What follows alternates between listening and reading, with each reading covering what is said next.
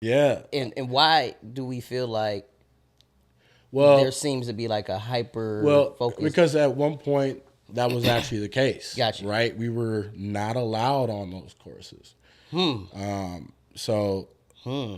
Didn't know that. yeah, it took a while. It took a while. There's courses now that are still like just now changing their rules to allow women in, to allow Not blacks in. allowed. Yeah, absolutely.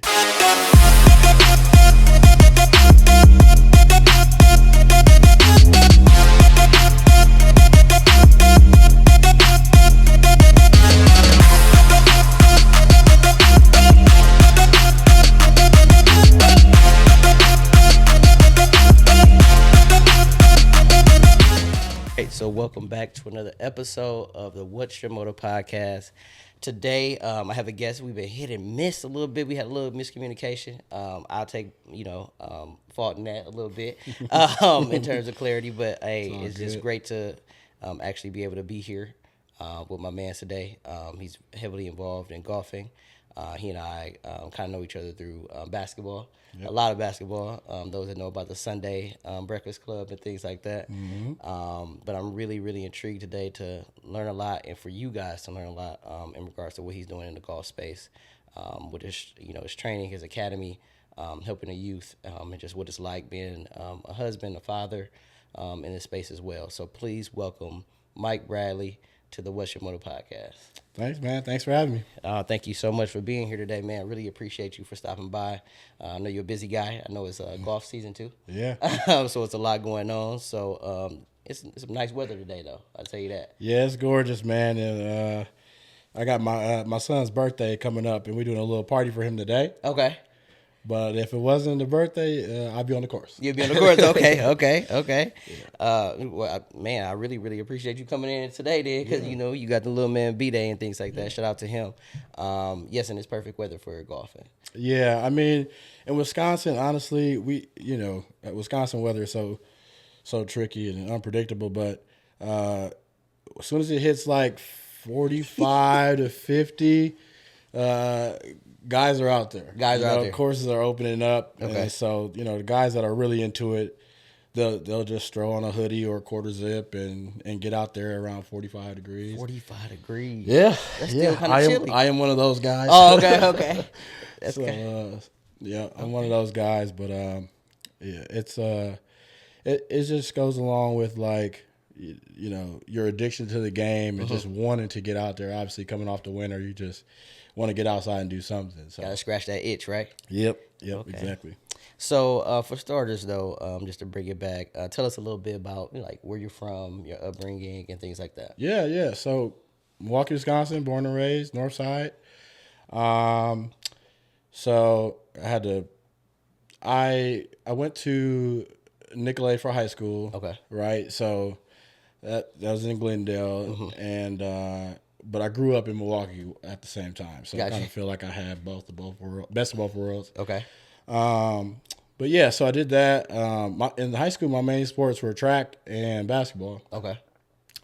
And after that, I flew around different colleges or whatever, but it was still kind of track and basketball focused. And then after college, it was kind of like, what's next? What's going to be that, like, how do I scratch that competitive itch? So The $1 million question. yeah. So I ended up working for a retail company, right? And just an odd job, right? But my manager was like, "Hey, Mike, do you want to go golf?" And I was like, "What? Golf? Why not? Right. Just why not?" It was like down the street from where we work, so we went to this little 9-hole course, short course, beginner course. Okay. And that's where I got introduced to the game. Like, it just brought like 3 clubs, and we go there every day after work. And it just, like, it never stopped from there. So your retail manager is the one that introduced you into golf. Yeah. You had never golfed before that. Never golfed before that.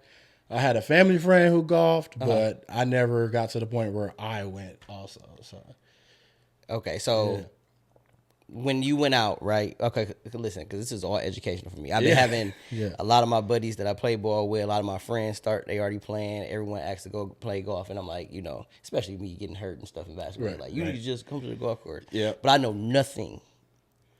Like I know miniature golf, right? Uh-huh. Even today, I was like, my guest coming on, let me wear the polo, let me wear the Yeah, khakis, let me get you the hat. golf, You dog. feel me? Yeah. I'm trying to get into that because I need to come over there. So, how did you go about learning the game? Like learning like the different irons, Yeah. So I guess, those first few years really was just like figuring it out.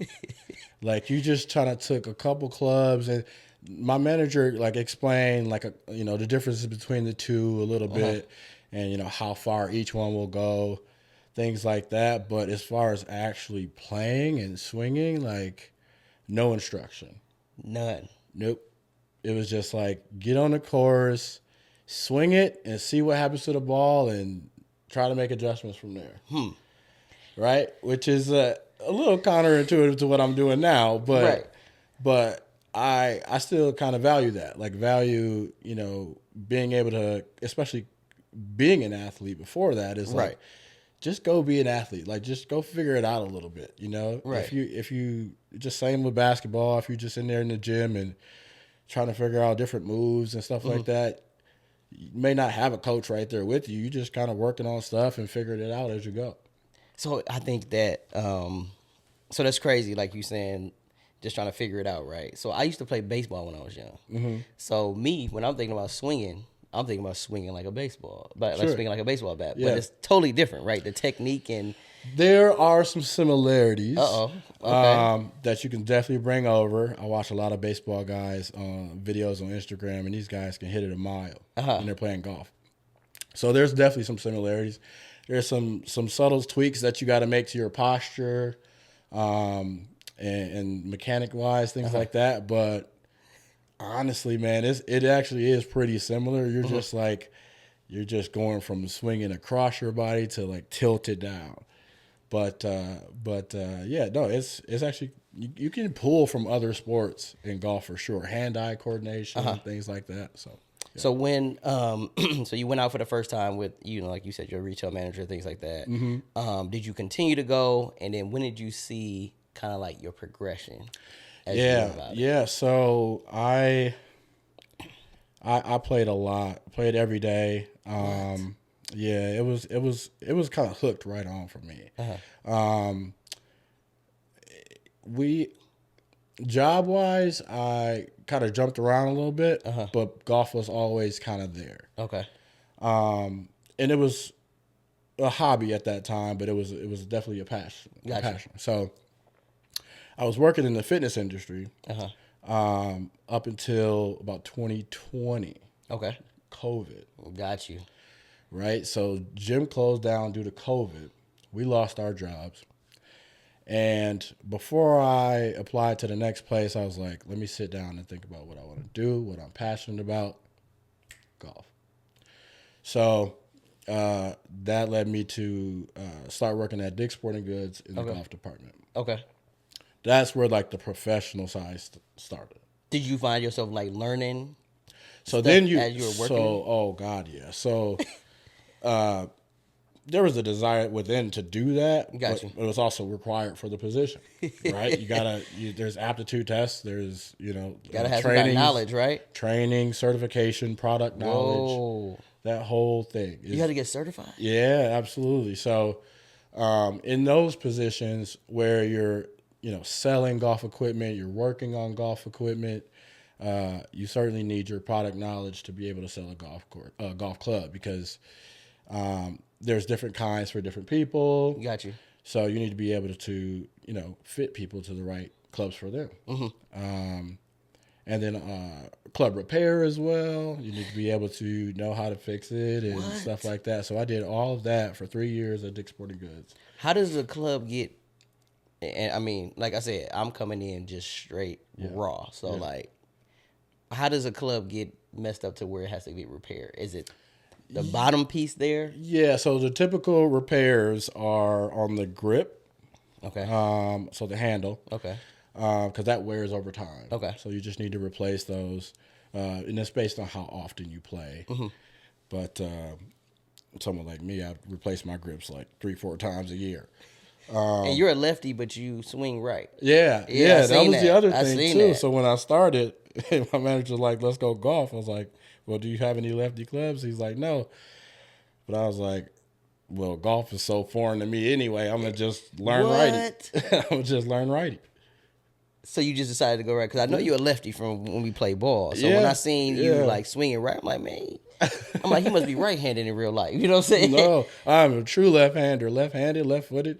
I'm a true lefty, but yeah, it was just like figure it out. Figure it out. So the grip repair is one of the main repairs. Yeah, so grip repair, and then the shaft. The shaft can break. And that's at the Yeah, that's the middle part. So it's Gotcha. either going to be a steel shaft or it's going to be a graphite shaft. Okay. But those can break. Okay. And they can break in different areas of the club. So Okay. we just have to be able to take it out and clean it up and put a put a new shaft in, and yeah. I appreciate you walking me through these intricacies in regards to just the club. And Yeah. I'm trying to learn the terminology. So hopefully this is educational for other people that are, you know what I'm saying? So Yeah. I'm trying to look at it from a learner's perspective. Yeah, I should have brought one, but No, it's all good. If you think about it, like the microphone here, like boom so arm, this yeah. is like the grip area. Got you. This would be the shaft, and this would be the club head. Got you. So that club head is where you contact the ball. Got you. Does the club head ever get damaged?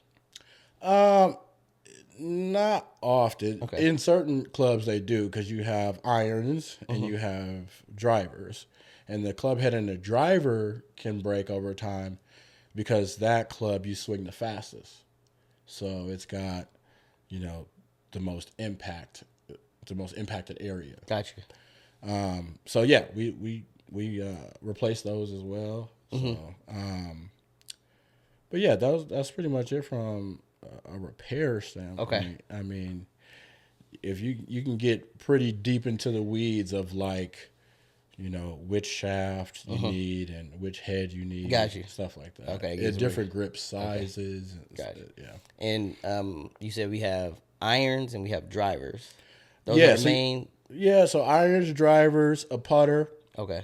Those are probably kind of the main things. There's Okay. some other clubs called hybrids and Okay. fairway woods. Those are kind of in between clubs. Okay. But the basics are. Yeah, your main three that you'll probably practice the most with is your driver, your iron, which you'll have multiple of, and your putter. Okay. And what would I use an iron versus a driver versus a putter for? I know putting is like the short one. Yeah, putting's gonna be on the green. That's I for did, sure.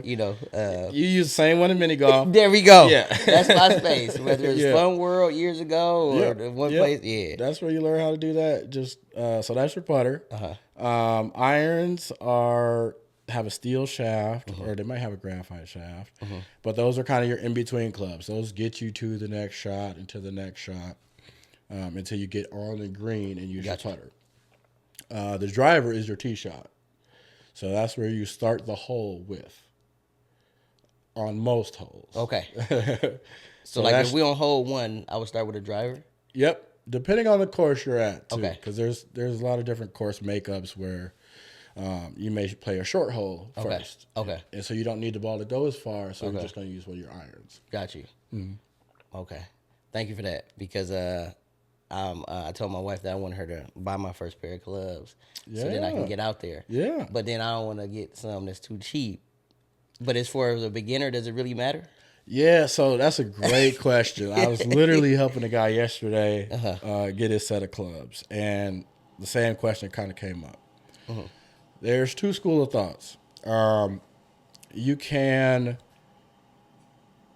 decide, hey, I'm just starting the game out. I really don't want to invest too much. Okay. That's perfectly fine. There are what we call complete sets or package sets that will come with every club you need Every club. and the bag. Come all together. You could purchase that, get a glove, get some balls, and you're good to go. There's another school of thought where you can get you can decide to invest a little more and get into some better product. And what I always tell them is that if you're a beginner, it might work in your favor to get the best product because that's going to give you the most help. Okay. Versus the package sets that are, a little further down in quality, but I still stand by getting them. I played in one my first 3 years before I decided, okay, I've done all I can do with these. Like my a game beginner is, package? Yeah. Okay. I played in one for 3 years, and I was like, okay, I'm taking lessons now. I'm getting better. Okay. Now it's time to get a newer set that Gotcha. will work better for me. Okay. What were lessons like with you? Did you like go to somebody individual, or did you go like to like an agency place or something like that? So I decided to go the individual route, the one-on-one route. Okay. But yeah, both ways are great ways to get into the game. There's clinics, there's organizations you can join. Okay. At all ages and all levels. Okay. Okay. And I know that you have, is it Bradley Golf Academy? Yeah, so Bradley Golf Academy is my personal one where I do one-on-one training. We could do that indoor or outdoor. Okay. Kind of establish a goal, establish a game plan, drills that I need you to do, during our lesson and then after, in between lessons. Got you. And just set a goal and check back in And you must be pretty good because I looked at some of your reviews. I'm always trying to like investigate. So I seen some of your reviews where people were saying like you were super, super detailed. You helped them feel a lot more confident after like 5 strokes. I don't remember what they said. It was something like that. Yeah. So what I'm basically saying is you'll probably be seeing me soon. That's what I'm saying. You know, like I said, I got the gear. I'm ready to go. I just and that's get part of it, man. You know That's the cool part about golf too, man. Especially now, it's getting more modern. It's getting more young. This is not grandpa's golf anymore. No, for sure. There's a whole line of Jordan golf shoes. No, but you're right. It's not grandpa golf. I remember growing up, I looked at golf like I heard Tiger Woods and some of the other ones, right? But we always, and maybe I can't speak for everybody, but a lot of times I've looked at it as this is like an old man sport. Yeah. The old men do it. But now I'm starting to see this influx of individuals that are like our age. Right. No matter what anybody says, 30-something is not old. No. You know what I'm saying? So all. now I'm seeing a lot of my friends like, yeah, I'm going golfing. My barber, CJ, he always talks about you. Like, Mike is good. And I'm like, dang, is it really that fun? Like, I'm seeing a lot of my buddies doing that. Why do you think there's such an influx of that? So a couple things. The COVID boom was huge. Okay. Oh, really? We had, in 2020, we had 40 million new golfers. 40 million. In 2021, we had an additional new 40 million. So it was huge. It was the one thing you could go do and be 6 feet apart. It was like the safe thing you can go do. Wow. I didn't even think about that. Mm-hmm. So a huge boom there. But as the game has just evolved and gotten more modern, and I mean, it's always kind of been a place where people don't just use it for the game. They use it for, relaxation. Let's talk about just like mental health. Yes. Like just being able to go and just get away for a couple hours. And I want to go there, especially in terms of like the mental health piece. Like, what does it do for you when you're on that course, when you're on that green, and you're able to just? It's kind of like, I think somebody explained it. It's just you versus you. Yeah. You know what I mean? What does that do? Yeah, it's very personal out there, right? You're certainly you're battling the course, but you're battling yourself, and you're kind of just breathing deeply, and you're taking moments to look around at the scenery, and golf is I think the biggest parallel to life out there. Really? I mean, it's you don't get any do-overs. You got to take what you got, right? You gotta, and if you hit a bad shot, you gotta get ready and hit a good shot the next time, which is easier said than done. Let me tell you, for sure. But yeah, it just teaches you so many life lessons. And then if you do, and if you are playing with other people, and it's a great networking opportunity as well. I mean, there's organizations that are here now with that goal in mind, like building your personal and professional development. I'll shout out a couple. So there's We Black We Golf. Okay. I love the name. We Black We Golf. Got you. Because that's another common myth out there, right? Is that people of color are not golfing. That's what I want to get to. Yeah. Like, yeah. And why do we feel like there seems to be like a hyper focus? Because at one point that was actually the case. Gotcha. Right? We were not allowed on those courses. Didn't know that. Yeah, and it took a while. It took a while. There's courses now that are still like just now changing their rules to allow women in, to allow blacks in. Not allowed? Yeah, absolutely. So you had people that you had black folks in the 50s and 60s who would work at golf courses but not be allowed to play them. So be a caddy. Yeah, exactly. And all of that. So there was some guys early on that broke the barrier, and from there it's only grown. I'm a part of a couple organizations. There's the Black Golfers Association. Okay. That's like 100,000 strong, and there's many more where that come from. Right. So those are just the ones that joined on Facebook. So, but there's millions of them out there, and there's guys. There's golf outings. Okay. There's events that you can go to. But here, We Black We Golf is a great one because they really do a great job with kids. And they do clinics. And if you're familiar with Lincoln Park, obviously you play basketball there. I play basketball there. Absolutely. Never did I think that I was going to be on the golf course at Lincoln Park. As opposed to the basketball. Yeah. So, but Lincoln Park is where they do a lot of junior clinics. Okay. Some easier access, because that's the thing. It's been always this barrier. Golf has been looked at like I can't play it, I can't afford it.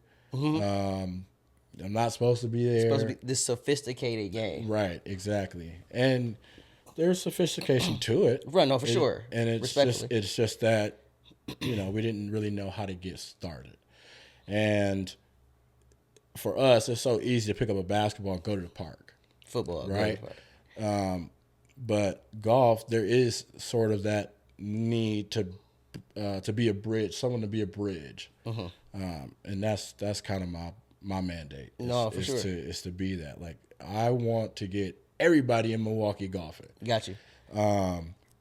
I hope to see like MPS golf teams. You know what I mean? Because they're out there and like down south. There's an all-black high school golf team that just won the state championship. Like, that's beautiful. That's like a dream. So, that's kind of my mandate here, is just to open the doors and be a bridge and get people to see that, hey, get kids to see that, hey, you can do this too, and it's fun too. Right. And, you're going to hit some good shots out there, some bad shots, but you hit the good ones, you're going to go home talking about it. No, for sure. And it's to get those kids in there, and it's to get the young professionals in there, and understanding that it's a great way to network, just grow the game. And I love the fact that you even said like you really want these kids to recognize like this still is fun. This is something you can do, and also trying to bring it to the city of Milwaukee in terms of actual team, so we can be competitive with it, right? Right. And your academy, you do. Provide lessons for kids too, yes, as well, right? Yes, definitely. And I know it's one of your hyper focuses as well, right? Yep, absolutely. Give you your water. Oh yeah, thanks.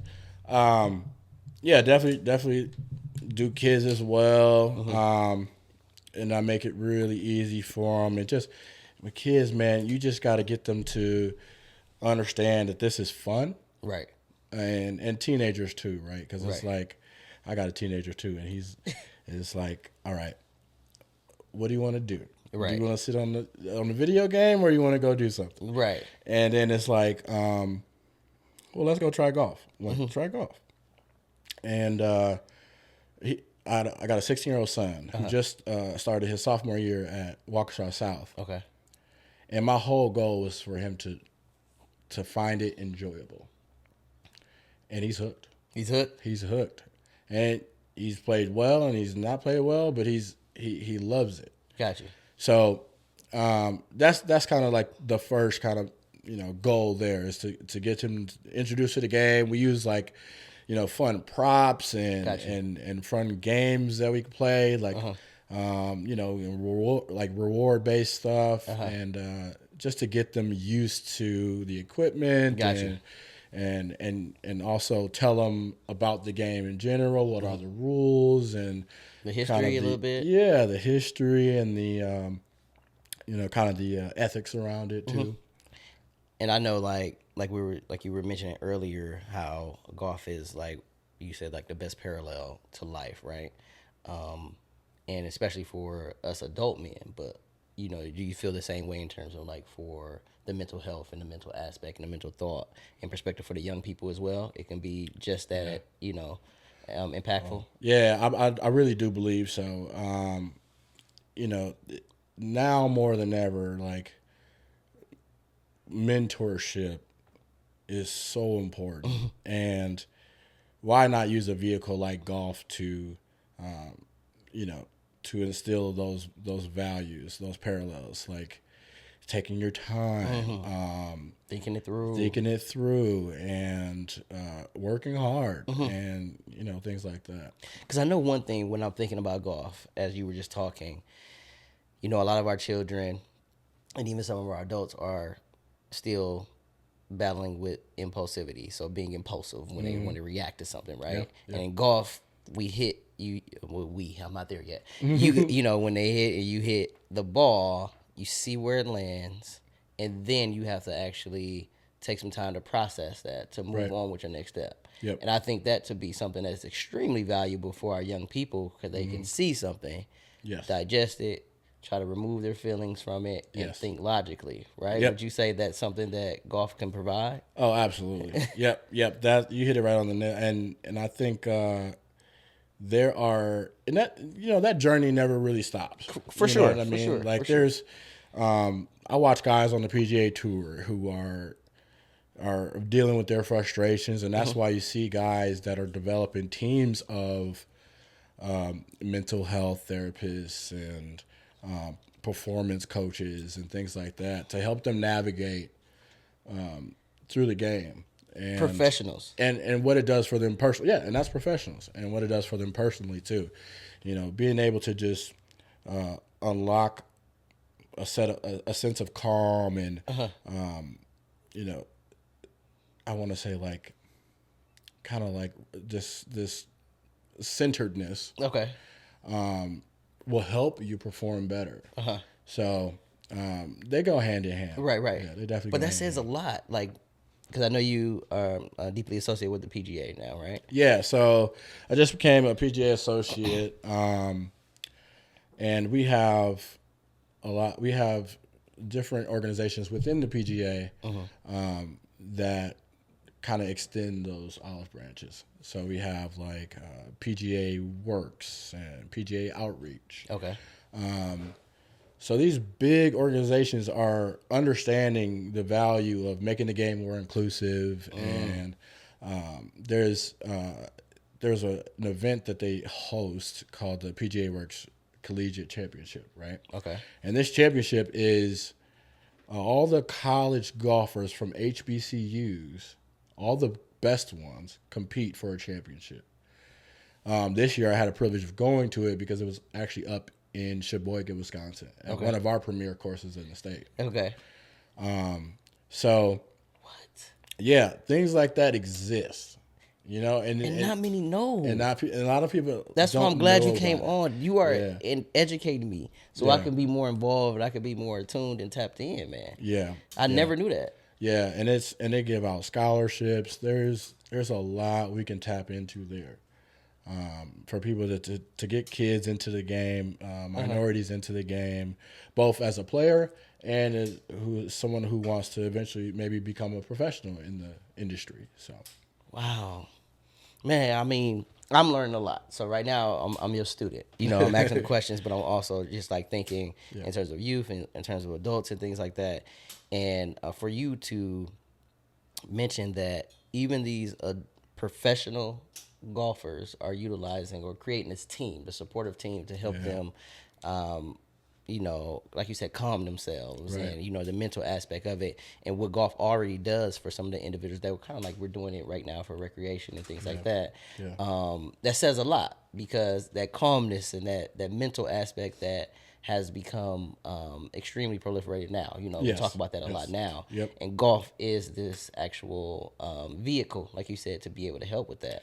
Yeah, I've been pretty blessed, man. I got a wife who happens to be a mental health therapist. Wow. Yeah. So, you know, if I'm planning a tournament, I'll call her up after the tournament if I don't play well, and she'll talk me through it and just kind of get me to keep perspective and stay encouraged and things like that. And then, you know, prepare for the next tournament with like, all right, you know, talking through preparation and you know, talking through how to navigate hardships and things like that. So, but yeah, I mean, golf is played individually, but the good players have a team. Good players have a team. I love hearing that because we do think of golf as being this individualized sport where it's like it's just you.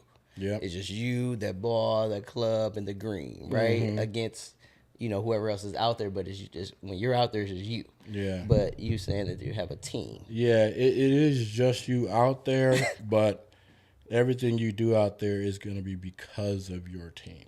Got you. So, Like Coco Gauff, who just won the tennis French Open. Like she has a whole team that she went up and thanked for the success. Yeah. Because there's so much stuff that goes on behind the scenes that a lot of us don't even see. Right. Exactly. So you being a father, a husband, doing your thing with golfing and things like that, how do you manage to like kind of like, I know it sounds cliche, but kind of like balance and navigate all those spaces? Trust me, it's a real thing. It's a real thing. And, you know, the cool thing about it is like if you can get your kids excited about what you do, then there's some opportunities to do it both. Gotcha. You know, like my 4-year-old loves to go mini golfing. What? He's Already at 4? Yeah, he's like, Dad, can we go mini golfing? Can we go mini golfing? And then we'll go to the driving range right next to it. I bought him a little mini driver, and he'll go out there and hit balls. And you know that's kind of his introduction. But yeah, I mean, you know, I'm sure that's every father's challenge of you know balancing work and home. Gotcha. And that's, you know, again, just kind of thankful to my wife to, you know, allow me to do things in golf and spend time in golf. Just outside of work. Right. And right. And take care of the family. Yeah, and hold it down for me, you know, and then you know when I get home just try to be present. Got you.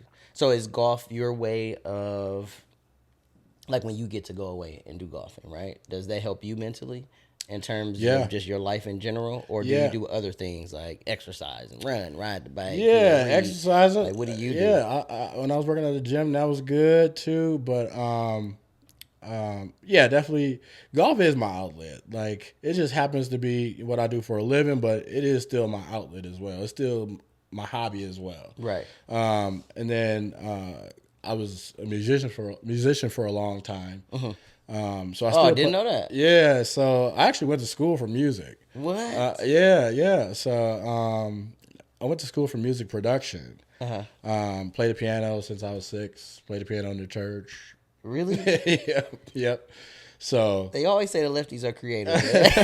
They always say that. They do. Hey, I'm not saying us right-handed people are not creative, but they always say like the lefties are super creative. Yep. Not saying I couldn't play an instrument, but I mean, I think, you know. Yeah, no, I played for a long time. I got a studio set up in my basement, so I still go down there and kind of tap into that a little bit, just kind of, you know, zone out a little bit and just play, just anything to kind of zen you out.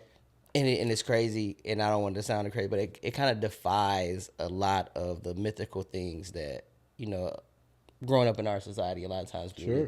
we just think of, African American males playing sports. Yeah. We don't think, or maybe rapping, Right. but we don't think of playing the piano. We don't Right. think of playing the tuba. You know what I'm saying? The Right. clarinet, whatever it is, we don't think about those things. But there are individuals that are doing that. So I'm happy that you even share that. Like, yes, Yeah. I went to school for music. I Right. play the piano sometimes to get my mind right. I play golf to get my mind right. I mean, even that, right? Yeah, there's so many things that you can tap into, and that just always encouraging kids to just get into a bunch of activities. I know we're kind of hyper focused this day and age of like, all right, my son's playing AAU at 6, and then all the way until, and then who knows what's gonna happen after that, right? No, I want my kid in everything. So my 16-year-old is in the marching band. Got you. He loves the drums. He plays the drums.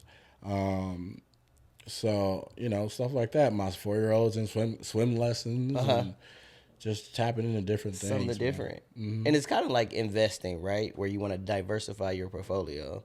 So it's like with our kids, we don't want them to simply just do one thing. We want them to explore various things. So like, Right. even with my son, I put him in like soccer first. Yeah. Like, let's play soccer. Yeah, absolutely. Get him in soccer. Get him in softball. Yeah. Baseball, t-ball, all that stuff. Right. Just getting them well rounded.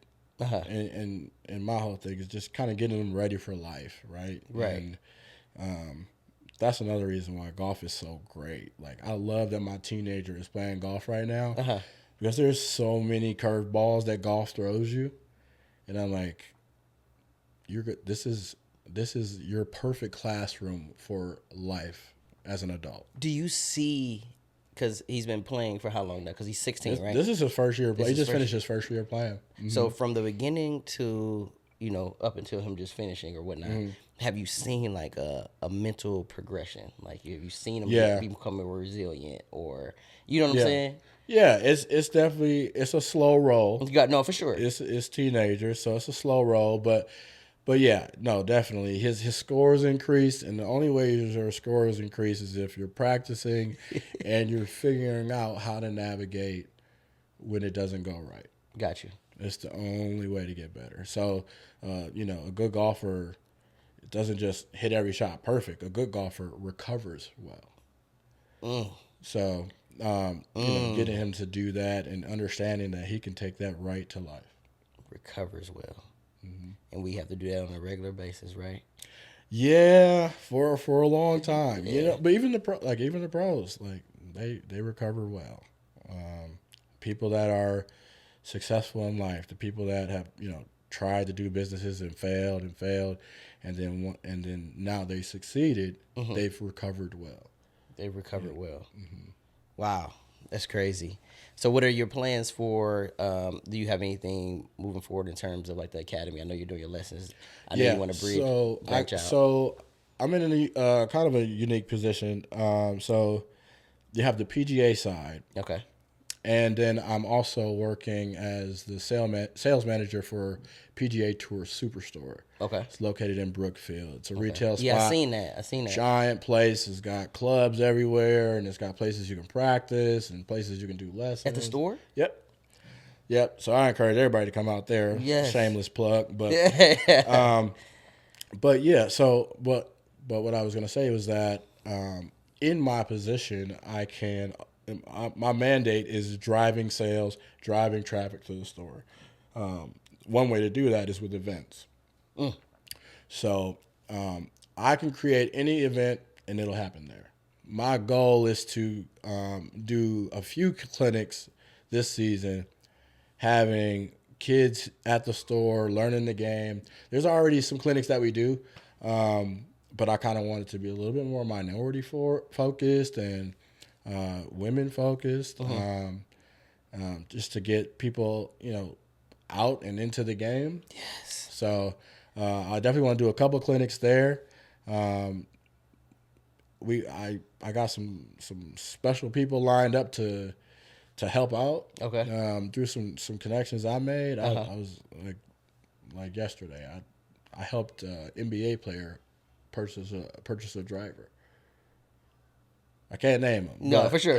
But But is it just like using those connections and networks to do other things, Right, to push forward the game, and like you and said, help grow the game. yeah. And I love the the focus on everyone, but also really honing in on the minority population, because I definitely would be interested in if you do have an event, to bring my son to it, to introduce him to it, Absolutely. because I don't know anything about it, so I need to introduce myself to it too anyway.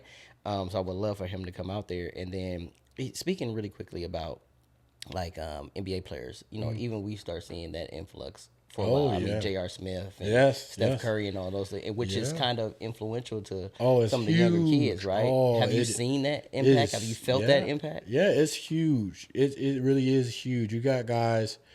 I mean, Steph's doing such a great job at the HBCU. With Howard University, helping flourish that team. He's created an entire golf league that's kind of minority focused.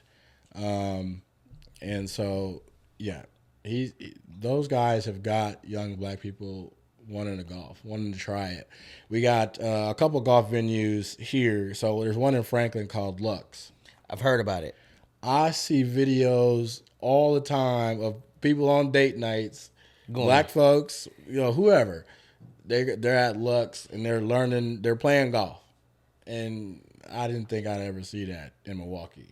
See, But that's kind of the influence. and you can just go there though, right? And Yeah, just you swing. could just reserve a time and hit balls at like different targets and stuff like that. That's a great way to that could be your entry into the game. But see, for me, I'm into, like, when you just brought up the history of it, like not being able to get into courses. Like, I like Yeah. to learn that so I can appreciate the game and I can respect it as I'm going about it. You know what I'm Yeah. saying? I believe in respecting it, so I want to come learn from you. So Right. when I'm doing, you know what I mean? Yeah. I want my swing to look good. You hear me? Yeah, Like, I see them absolutely. swinging. I want the my back leg to come up and all. Yeah, and I agree with that. I feel that because especially as a professional now, I pay homage to like guys like a guy by the name of Hank Spivey. Okay. Hank Spivey is the first black Wisconsin PGA professional. Guess what year that happened? 1992. Dude, That's how recent that was. I was about to say 1977. Yeah. What? 92, he was the first black PGA professional. And I'm the third. So my mandate is to have a bunch of follow me.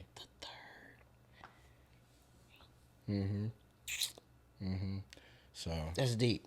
I know. I was watching a documentary on him, and I was getting teary eyed. Yeah, like, dude, you almost. Because it's real. It's almost mystifying. And because he did a really good job. Like, he started the first junior program in southeastern Wisconsin at Dretska Golf Course. So yeah, and his impact was like, that's why I'm doing it, because that's me and him have the same goal. It's like, let's get these kids introduced to golf. Let's get minorities in golf. Let's show the world that we love the game just as much as anyone else.